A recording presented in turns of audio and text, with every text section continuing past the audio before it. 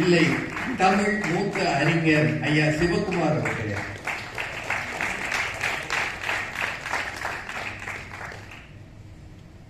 திருப்பூர் கம்பன் கழகத்திலே இருந்து வருகை தந்திருக்கக்கூடிய செயலாளர் ஐயா அவர்களே, போபால் கம்பன் கழகத்தை சார்ந்த ஐயா அவர்களே, ஆத்தூர் சுந்தரம் அவர்களே, தஞ்சை இனியன் அவர்களே, கலை மாமணி வாங்கிய உடனேயே தில்லிக்கு வந்த நெல்லை ஜெயலலிதா அவர்களே,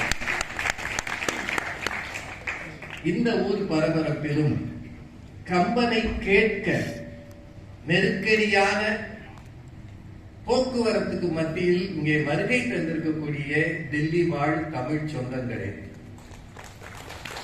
மேடையில் அலங்கரிக்கின்ற இன்றைய பட்டிமன்ற பேச்சாளர் பெருமக்களே, உங்கள் அத்தனை பேருக்கும் என்னுடைய அன்பான வணக்கத்தை முன்னிட்டு கம்பன் கழகத்தினுடைய நிறுவனர் தலைவர் நாங்கள் அங்குமெங்கும் பயணித்துக் கொண்டிருக்கும் போது இங்கு வருவது சிரமம் இருந்தாலும் அழைத்த உடனே வந்து விட்டார்கள் எங்களை பத்தி சொன்னார். பெரும்பாலும் டில்லி கூப்பிட்டா எல்லாரும் வந்தா ஆகும். யார வச்சு கூப்பிடுவாங்கன்றதான் பிரச்சனை.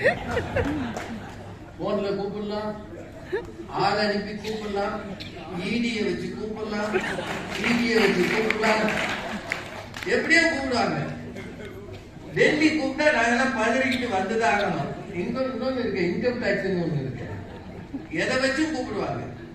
ஆனா கம்பனுக்காக அழைக்கும் போது வரமாட்டேன் என்று சொல்வதற்கு நாங்கள் என்ன அவ்வளவு யோசனை உள்ளவர்களா? கரும்பு தின்ன கூலியா என்று ஒரு 7 பேர் இங்கே வந்திருக்கிறோம். எங்களை அழைத்த தில்லி கம்பன் கழகத்தாருக்கு என்னுடைய நன்றியை மீண்டும் தெரிவிக்கிறேன். டெல்லிக்கு வர்றது பல வகையில கஷ்டம். இந்த விமானம் இறங்கவே மாட்டேங்குது, சுத்துது ஊரே சுத்துது. ஆமா, என்னன்னு தெரியல. சென்னையில எல்லாம் சட்டுன்னு இறங்கி இருக்கு, இங்க இறங்க அனுமதி தர மாட்டாங்களாமே.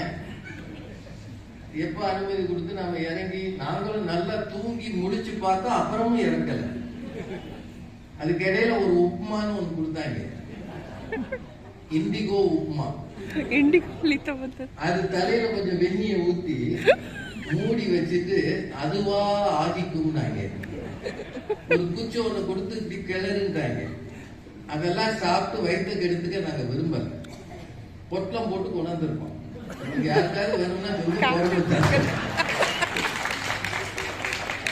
இத்தனை சிக்கலுக்கு மத்தியில தான் வந்திருக்கு.